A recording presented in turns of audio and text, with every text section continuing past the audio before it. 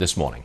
Iran now says it has defeated the highly sophisticated computer virus dubbed the Flame. But analysts say that is unlikely because the virus can be turned on and off remotely, and you never know whether it's on or off. And number two, Flame was written in code used by video game designers, the same code used in games like Angry Birds. But here's the real question. Which country is behind the Flame attack? David Eitel, Immunity Inc. CEO, he joins us now from Miami. David, welcome to the program. You know something about this, and I and many of our viewers do not. So let's get basic here.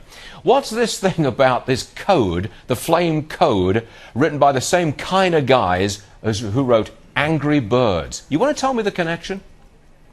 Well, the connection is just the underlying programming language that's scripted in, and you script things like in Python or Lua or Ruby simply because you get better return on investment. It's faster and it's easier to write the code that way. And as you know, software development, like all other enterprises, is all about getting more for your money. So whoever wrote Flame, or whatever they're calling it today, is definitely trying to get more for less people. And that's really what you're seeing here. And in terms of Iran defeating it... Yes, that's the question. Do you believe them? Do you believe that they've just defeated it? Do you? No, I would say that when you look at something like Flame, when you call it a cyber weapon, it kind of clouds the point, because Flame itself is not the cyber weapon. The cyber weapon is the team behind it, the carpenters that built it up, the engineers who run it, who maintain it. It's like anything expensive. You see, look, we're a financial program, and I don't think there's any direct relationship to any stock out there from this, but to us it's a new form of warfare, and I want to know who's best at it. We've had someone on this program who says it's the Chinese. You agree with that? I would disagree. Obviously, I think, we built it, we bought it. It's an American game out there, but nonetheless, we're also the best at getting hacked. So that's sort of a two-edged sword when it comes down to it. Okay, now hold on a second. I want to know, there's a team of people who put this thing, Flame, together.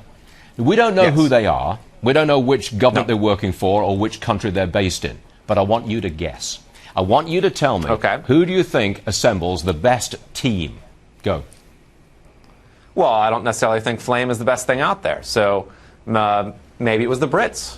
It's certainly a possibility. It could be the Israelis. It could be the French. It could be the Germans. Now, come on, I want your judgment. Come on, don't dance around the issue. You know this business. You're on the inside of it. Who are the best guys at having a go at the Iranians? At the Iranians at this point in time, based on what you see here, I'd say it wasn't just the Iranians targeted. And you might look at the Israelis for it. They're certainly not denying it. They had a prime minister come out and say that it was certainly one of their major thrusts. I don't actually believe them. I think they tend to carry a small stick and speak loudly.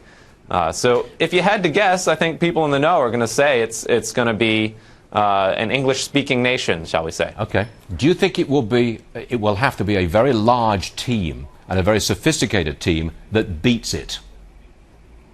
That beats it? I think the Iranians have a good team. I don't think they will beat it. I think, what you're looking at with Flame is really the very tip of the iceberg. And so while they call it, extremely sophisticated and very large, we're talking about something that's about the size of 5 pictures from your iPhone. So it's not really very large. Do you do it? Is this real-world software Is this the kind of thing that you do? You counter this kind of virus?